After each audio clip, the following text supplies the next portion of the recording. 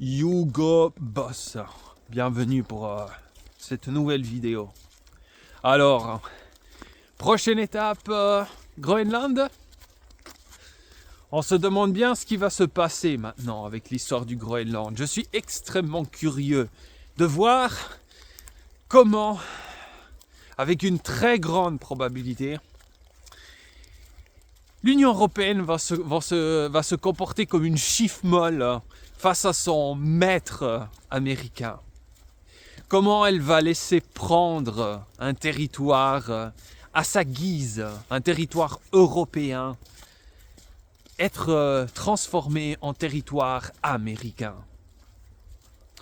Oui, pour le moment, comme vous le savez, le Groenland est une partie intégrante du Danemark, depuis longtemps désormais.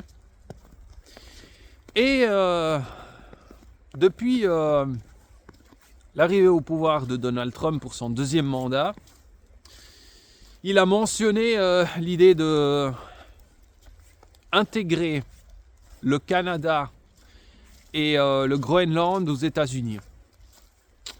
Évidemment, en provoquant l'énervement de la classe politique danoise, cela va sans dire. Sauf que voilà, concrètement, je me demande qu'est-ce qu'ils peuvent vraiment faire pour bloquer ça, les Danois. Ils vont faire quoi concrètement ? Parce qu'ils disent « Ah, mais si vous faites ça, nous allons quitter et dissoudre l'OTAN. » Et alors ? Qu'est-ce qui va changer ? Ça leur fera ni chaud ni froid. Trump, Vance, Rubio, ils vont juste leur rire à la face. Pourquoi ? Parce que si c'est le cas,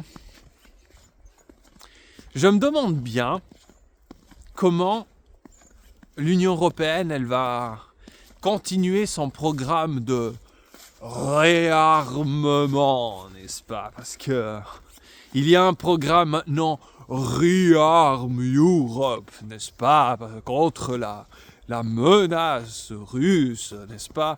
Eh bien, comment ils vont s'armer contre la prétendue menace russe ? Où c'est qu'ils vont aller faire leurs courses pour acheter des armements si l'OTAN est dissoute?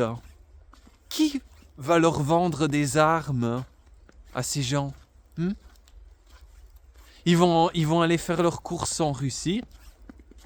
Ils vont aller faire leurs courses en Chine, en Afrique. Qui c'est qui va leur vendre des armes ? Mais les Américains, bien entendu. Qui vous voulez que ce soit ?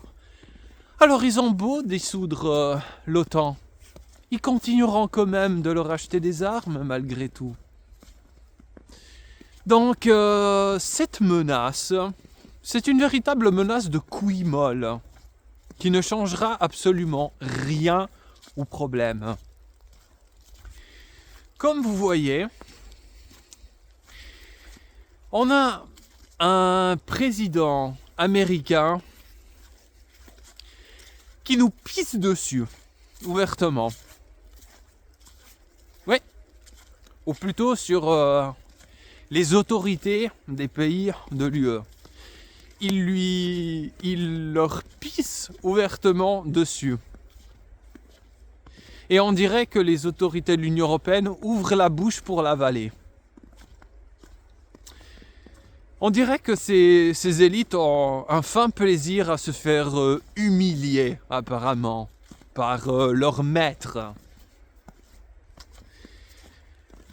Et qui préfèrent encore aller continuer la guerre américaine contre la Russie, alors que même l'Amérique même a décidé de baisser l'intensité, voire de bâcler le dossier. C'est totalement pathétique. Mais apparemment, c'est le fait accompli devant lequel il se trouve. Parce que, oui, je me demande vraiment bien comment ils vont arrêter les États-Unis pour qu'ils ne s'emparent pas du Groenland. Je suis vraiment curieux, personnellement. Je ne vois vraiment pas comment. Vu qu'avec leurs armes, ils dépendent totalement d'eux, que les armes qu'ils ont achetées sont américaines, donc de toute façon les Américains, ils connaissent comment leurs armes marchent, et donc ils ont une longueur d'avance. Je me demande vraiment comment ils vont bloquer ça. Je suis vraiment très curieux. Voilà à quoi on en arrive. On en arrive même à ce que l'Europe perd de son influence et perde des territoires encore en plus.